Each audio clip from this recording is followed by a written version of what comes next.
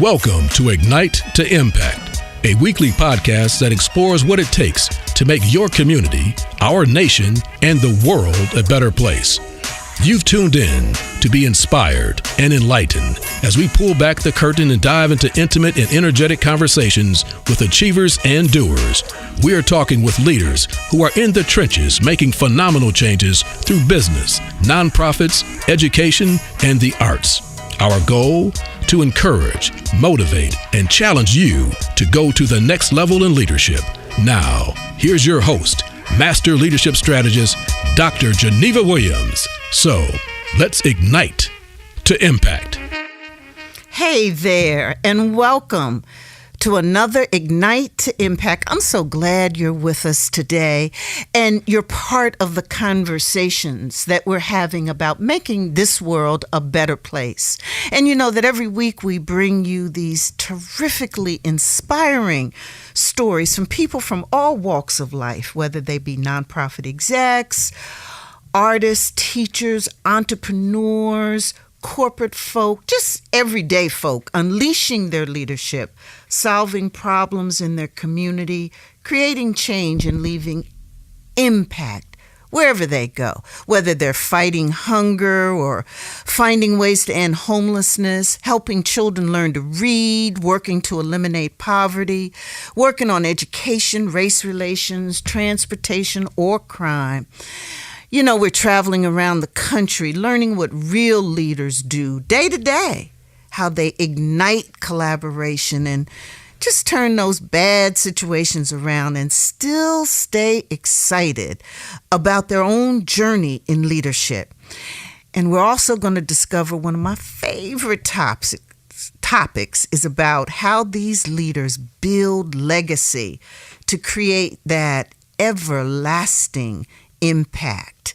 Well, today I'm just so delighted. I have heard about, and I haven't been to their fundraising event yet. We're going to talk all about it, but I will be going this year. But I've heard about this organization that I want to bring to you today for several years. And it's one of the most innovative happenings, I believe, in philanthropy. And as you, my listeners, know, I've been in philanthropy for a long time, 30 plus years. And so I know what I'm talking about when I tell you that we're going to bring to you today some really innovative stuff in philanthropy and making a difference in the community through philanthropy and dollars. Because, you know, as I always say, you got to be able to finance that dream. And so welcome to Jason Appling, who says himself that it's, quote, not about yourself. It's always about giving back. And so he's a Metro Detroit native who received a bachelor's degree from Michigan State University, and always having a heart for the people and community. Jason and his business partner are committed to selfishly raising funds to advance groups that encourage the underprivileged and strengthen the community bond. So we're going to hear about his nonprofit, which is called Cool Smart. That's Cool Smart. Isn't that cool? And their mission is to educate young people and young professionals on the importance of philanthropy and increase the awareness of charitable initiatives in this metropolitan area here in Detroit. And I'm sure folk all across the country can learn from this cool, smart stuff that they're doing. So I'd like to welcome Jason Appling. Hello. How are you? I'm doing well. Thanks for having me. Oh, it's just my pleasure. I just have been looking forward to this conversation. And so we want to hear all about Cool Smart. We want to hear about Tucks and Chucks. And I'm just going to tease my listeners with that for a moment. And I want everybody to stay tuned because we're going to explain and you're going to hear all about this exciting stuff that's going on. But we're going to learn about Jason Appling himself first. So tell us a little bit about Jason. Did you grow up in the metropolitan area here? And What was your childhood like? So my childhood, I grew up on the east side of Detroit by City Airport. Mm-hmm. So basically went to parochial schools over there. And then my parents, they moved out to Southfield. So when I was approaching the 8th grade, I actually started going to Southfield Public Schools because my parents was like, okay, we're paying all this money for Catholic schools. We can actually, because the east side was getting a little rough over there by City Airport. Okay. So we moved out to Southfield and they could save some money on me and my sister's education. So from 8th grade on up, grew up in Southfield.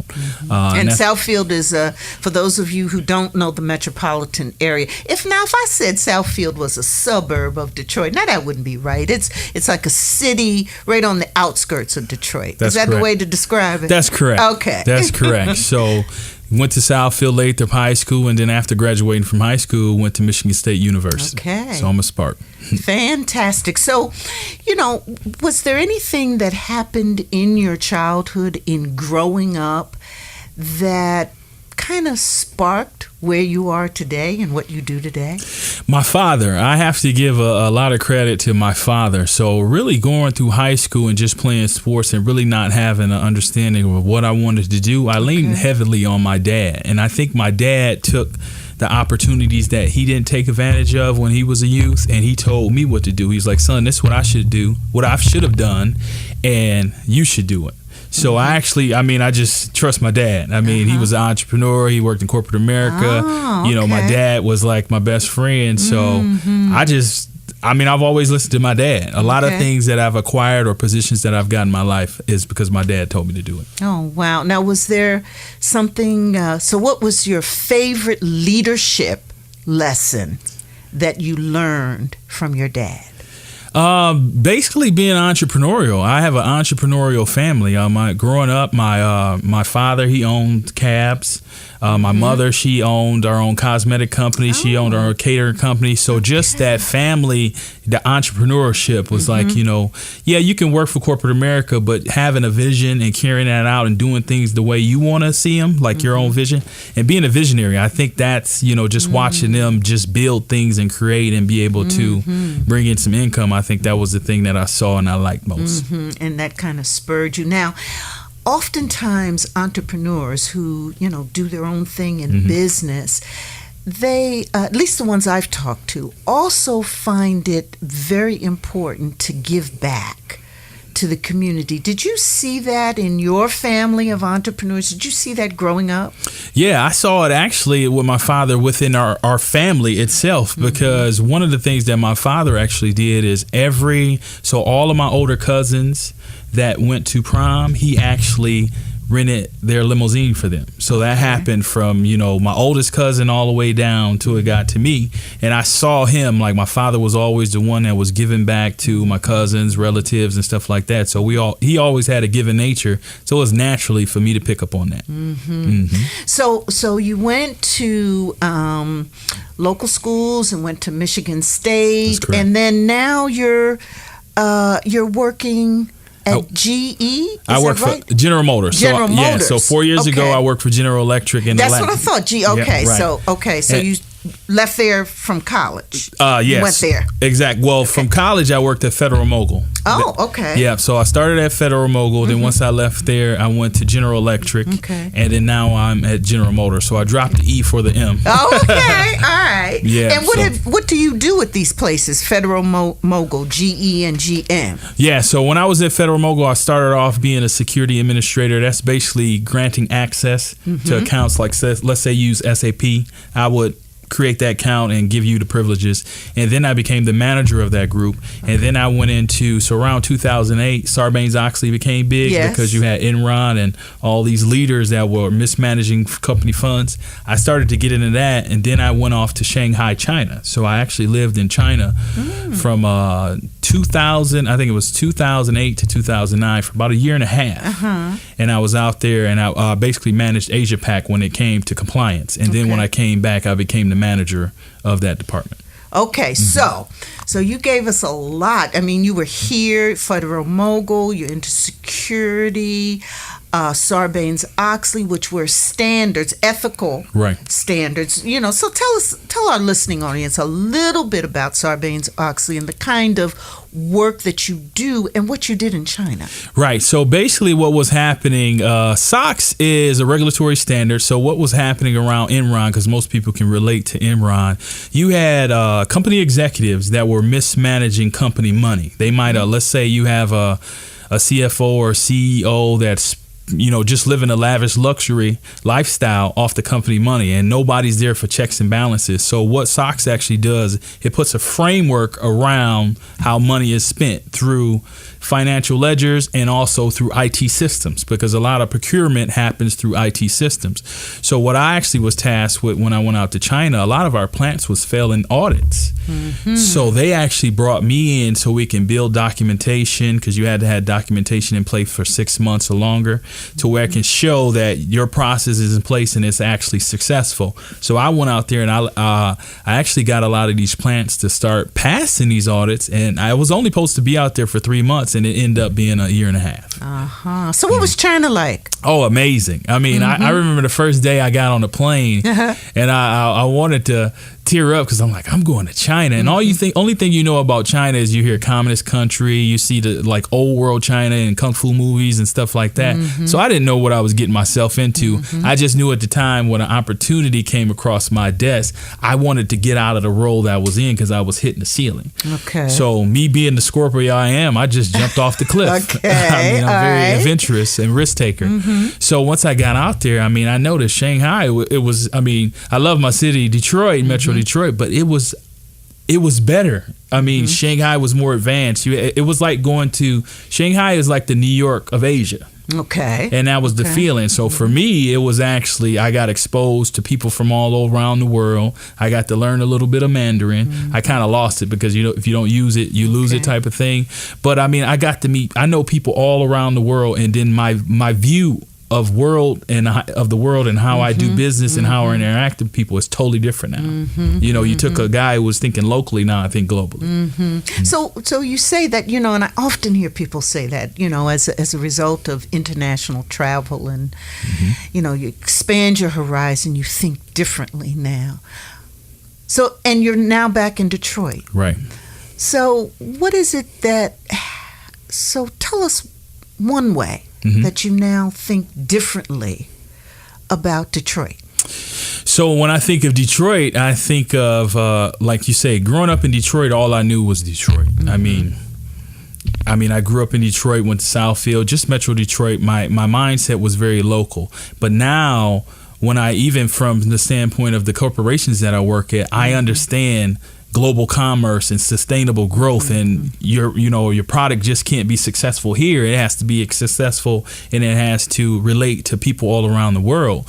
So from that perspective, even just understanding the culture is different. Like one thing I didn't know the Chinese and the Japanese had a tumultuous history. A lot of times you find in our community where you would just throw out, oh, that person's Japanese or Chinese, but they could be Korean. You not even know. I can look at an Asian person's last name and identify what culture they come from. So for me, just culturally, my knowledge has expanded, and I just understand a lot more history from the Asia Pacific region. Absolutely. If you're just joining us, we're talking with Jason Appling, and I'm going to get into why he's got this T-shirt on, and it says Cool Smart. And so we're going to find out from Cool Smart. But I want you to know that he's a corporate executive. He's at GM now. And what was your degree at Michigan State that prepared you for the work that you do in the corporations now? Right. So I had a degree in information technology. Okay. Okay. So you're an IT guy. Yeah, I'm an IT guy. Okay. Soon to be exec. All right. Not one yet, but let's put it out there, right? Okay, absolutely. So I want you to, because I want to set the stage, because here you have a young, emerging corporate exec down the road. We can see it. IT specialist who's here in Detroit but has spent some time abroad, who's come back, who's working at this phenomenal job, and decides to start Cool Smart. Yes. So let's hear about that. Why Cool Smart? Tell us how you got to that place of Cool Smart. Right. So Cool Smart, let me break down the methodology or why we call the nonprofit organization Cool Smart. So to me, I look at companies like Apple. Apple takes technology, which is a smart thing, and makes it cool. Now you have this phone, which becomes like an accessory to your fashion. Yes. And it goes together beautiful. And when I was thinking about the name of my partners, I'm saying, hey, the smart things in the world that are cool are successful. So how can we take smart things like philanthropy and make it cool, because it'll relate to millennials. Millennials enjoy things that they enjoy fashion, they enjoy smart things because we're like tech savvy and tech heavy. Everything is texting and all technology, but we got to make it cool for them so they can buy into it. And that's the thing. That's how we came up with the name. Okay. So Cool Smart. So taking those things that help us be smart, right? And making it fun. And cool for millennials. Now, you're a millennial yourself. I think so. I think I might be teetering because I'm 36 and I'll be 37 in November. So I think I might be on the cusp of the millennial. But yeah, I still I still call myself a millennial. Okay, good. So what does Cool Smart do? So what we do, like we say, our mission is to educate the youth about philanthropy in the metropolitan areas. But what we want to do is, we feel like, especially in the African American community, I feel like if philanthropy was preached to me younger, I would be a lot more involved at a younger age. So I really didn't get involved until I was 30. 30 is when I had this hunger to be more socially conscious and more and just to give more to the community. So I feel like a lot of times what we find is in our household, it's not preached to, hey, go out to Habitat for Humanity and help build homes, or go out to the soup kitchen and help these people who are less fortunate than you, because a lot of times some of our families feel like they might be less fortunate, or we're trying to scrape and climb to the top. So for me, once I got to a point where I felt like I was making decent salary, and my career was going in a decent way, I was trying to find ways that I can give back and be more socially conscious. Okay, so that's what Cool Smart does. That's what we do. It helps young people understand about giving back. And I just love how that you're doing it, and that it's about being fun too, and I think it's so important to be able to relate and have different groups understand what it is you're trying to, and making it fun all the while. And so it seems like you're talking about two aspects of giving back. One is time. Yes. Because I heard you talk about the examples of Habitat for Humanity and going to soup kitchens and actually giving of your time to go do something for somebody else to help them out. That's one side of the coin. And then the flip side of the coin is giving dollars or money. Exactly. So time and treasure. That's correct. So you're taking both of those and helping young people understand about that? Exactly. So when we got, my partner is alumni of Cass Tech. So when we go into the Cass Tech schools and speak to the CT gents, we start with them talking more about sweat equity. Obviously, they're in high school. They might not have a lot of money, but we're saying, hey, here's ways that you can actually use your sweat equity to give back to the community. But when we're talking to a lot of the young professionals that's already working and in their careers, we do the sweat equity. We can go out and do community days, but also we gotta say, hey, the message is also to give your money, because the money is the fuel to power a lot of these missions. A lot of these organizations out here, they're struggling to just survive because they need that funding to carry out that mission. So you mentioned your partner. So tell us how Cool Smart started. I understand it. Was it a birthday party? Yes. Okay. Right. So my partner is Byron Suggs. We both went to Michigan State University. So we're a year apart. My birthday is November 10th and his is November 18th. We're both Scorpios. So we used to do a lot of events together, and we always celebrate our birthday together. So like you said, when we turned in 2011, we were like, hey, what's a way that we can celebrate our birthday, but we can donate the funds to a charity? Help out. We wanted to do that. So what we did in 2011, we hooked up with with a charity called Project Pink. It was headed by one of my friends that I know named January. And we actually took the proceeds from our event. We had about 400 people come out, and we took those proceeds and donated to her nonprofit organization. And then from there, it started to, as the event started to take its own shape, it wasn't about our birthday celebration anymore. It actually became about the charity. So we start adding more and more charities that we actually give back. And then we created our own nonprofit so we can have our own 501c3. And it became our annual fundraiser where we take a portion of the proceeds that we actually get, we give it to a few charities. Phenomenal. So let's talk about that fundraiser. And the fundraiser is called, so tell us all about that.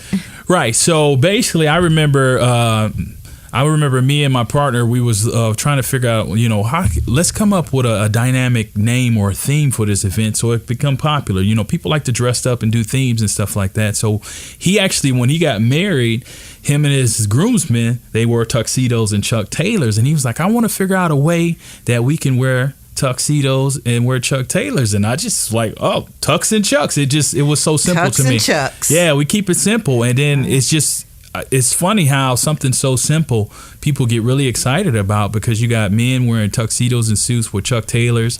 You have women wearing dresses. Now it's to the point where they're getting them bedazzled. They're getting different colors. They're matching their outfit. Like, it's become a phenomenon. Okay, so for those in our listening audience who ain't hip to Chucks, so you got to tell what that is. Right. So Chuck Taylors is an old basketball shoe. It's a Converse. So it's your flat bottom Converse, where it's more, you can get them in leather or you can get them in cloth, but there's many different colors. Right. If you go to Foot Locker or you go to Journeys or any store like that out in the mall, you will see Chuck Taylor gym shoes. They're very popular overseas. When I was in China, everybody wore Chucks. Okay. They wore white T-shirts, jeans, and Chuck Taylors. And Chucks, yes. And I just brought that home with me, and that's all I do. Right. So it's a tuxedo, you're all sharp, and fancy gowns and all that. And on your feet is some gym shoes. On your feet is some gym shoes. It's called Chuck Taylors. Chuck Taylors. And it's Chucks for sure. Chucks for sure. Right. And it's funny, a lot of times women, they're like, oh, I don't want to dress up and I want to wear my heels or stilettos. But once they come and see how many women wear them,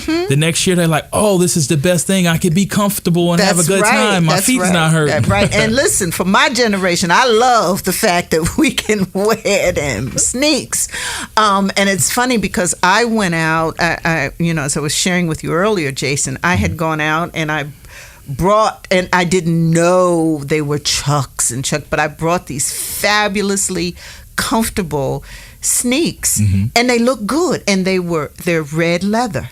Right. And when I came home and my younger children, who are Generation X and millennials, saw them, they had a fit. Oh, Mom, you got them Chucks. You got them Chucks. So that's where everyone comes to your event. They're all dressed up. They've got the Chucks. The pictures I've seen, the photos are fabulous. So you raise some money. Yes. So we raised some money, not as much as we want to. Okay. So that's a message out to a lot of corporations out there that want to get behind our fundraising event and our message and our mission.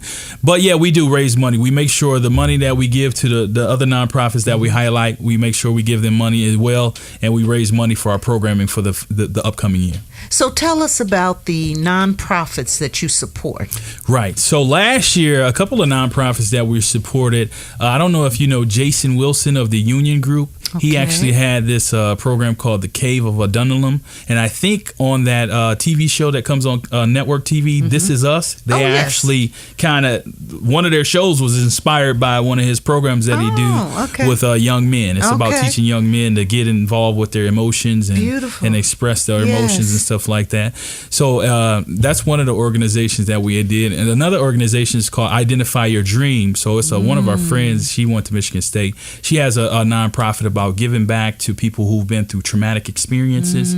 So that's one. We've done Run This Town. We've done the Jazz Festival. It's a multiplicity of organizations that we do. Like you say, that process. We got it. We go on Facebook. We identify the orgs, and whoever gets the top orgs with the most votes, that's who we pick for the year. So this was, I was really fascinated about this process, and clearly, when you think about traditional call philanthropy.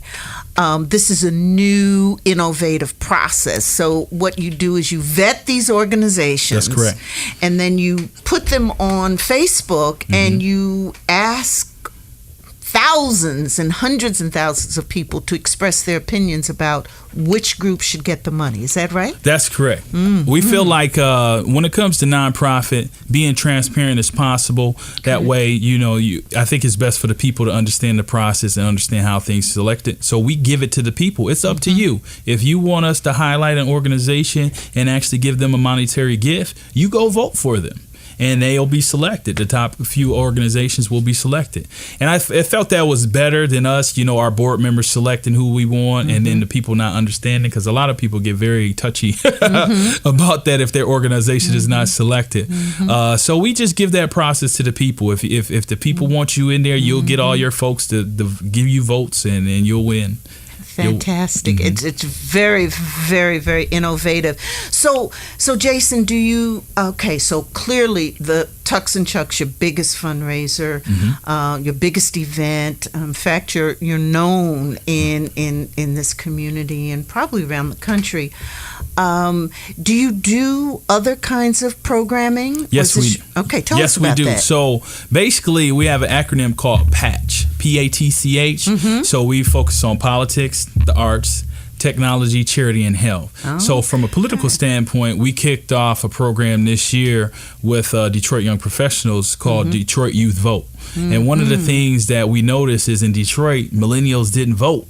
They just don't vote. They vote at a low percentage. So we actually started that conversation earlier this year where we brought out millennials, we brought out Senator Ian Conyers, and we had a discussion. And we're like, why aren't we voting? What is it? And a lot of times what you find is millennials, they'll voice their opinion over social media, but sometimes when it calls for action, we're not as quick as to get in there and do the things that's more impactful instead of just spreading our opinions all over the internet. So we just wanted to start a conversation. Why aren't we voting? What is it? Are you feeling like you're disenfranchised? Are you feeling like your vote doesn't matter? And that's a big thing here in Detroit. And we're actually coming up with another election in November, because we're going to pick a new mayor in all those seats that were 4 years. So starting a conversation with that from the arts perspective, because arts is big in philanthropy as well. We partner with the DIA, and what we do. And the DIA is Detroit Institute for Arts. Detroit Institute for Arts. So what we do is quarterly we have a event where we bring out millennials, everybody, whoever's interested, and we actually do art tours, and we walk around the museum and actually teach people about the art, the different isms of art.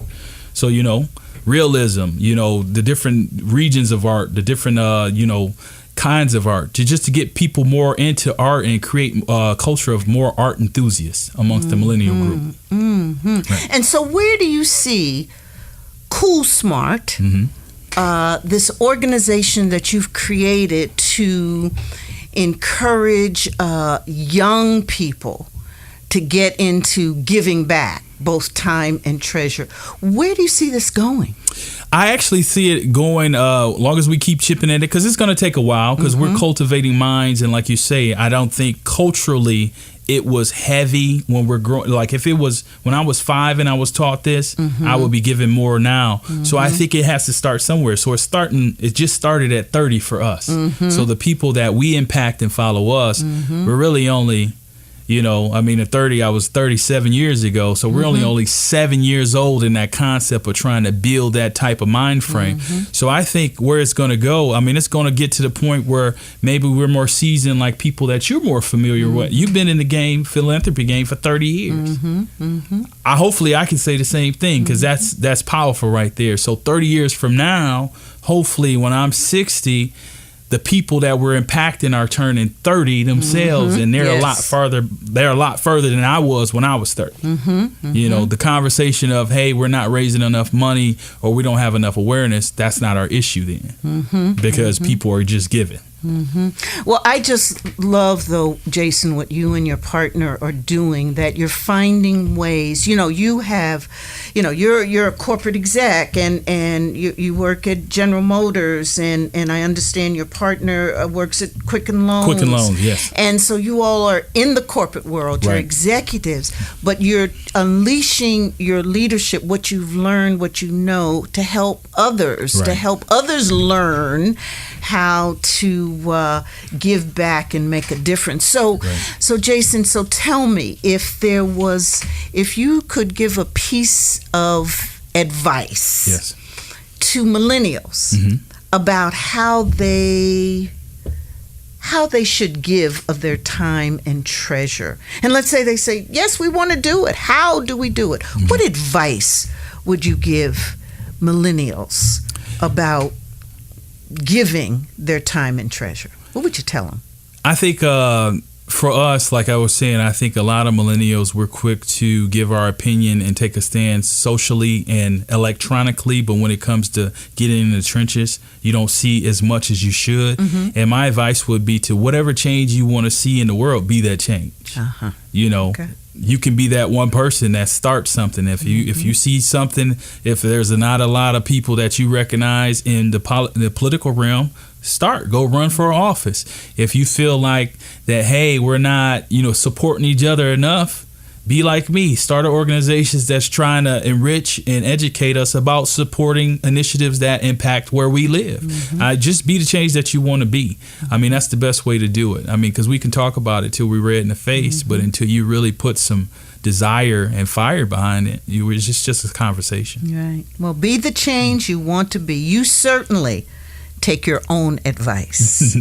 Because you stepped out there, you've ignited your leadership, you've making a difference in the community. I love it, and again, I feel I can say it because I've been around in this field for so long that I just, I love the energy, I love the thought, I love the creativity, the innovation, and you're out there doing it.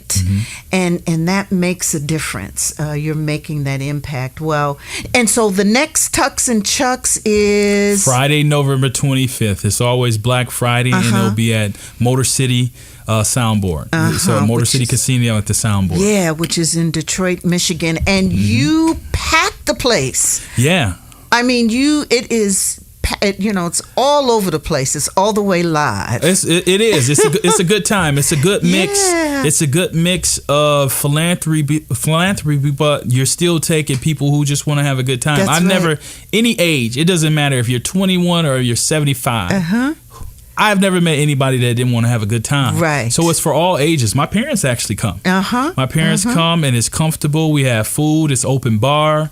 You can go online, tucksandchucks.org, purchase a ticket. If you want to be a sponsor, you can actually go online and become a sponsor as well. But it's a great time. I mean, like you said, anytime you can walk away and you have a memorable event, but you're also doing something positive for your community and raising money, and then we're sharing some of that money that we actually raise to other nonprofits, because we realize everybody doesn't have outlets like us where they can draw 1,000 people to a fundraiser. Some people struggle with that.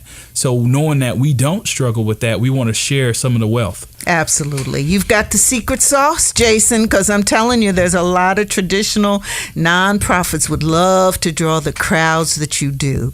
So we just wish the absolute best to you, and that your work continues to grow, and we believe in what you say, that it's not about yourself, it's always about giving back. Thank you, Jason Appling, for being our guest on Ignite to Impact. Thank you for having me. This is a pleasure. Thank you. You've been listening to Ignite to Impact. Your host is Dr. Geneva Williams, an award-winning executive, facilitator, and master leadership strategist. Dr. Geneva is dedicated to inspiring others to get their leadership on and equipping the next generation with leadership tools and tips to help make the world a better place. Sign up to download Dr. Geneva's mini ebook on leadership. Get the show notes, links, and other resources at drgenevaspeaks.com. That's drgenevaspeaks.com. Thanks for listening. Please share the podcast to those in your community via Facebook, Twitter, LinkedIn, or Google+. and leave us a 5-star review in iTunes. When you do that, it helps others find the podcast easier. Send your questions or comments to info@drgenevaspeaks.com.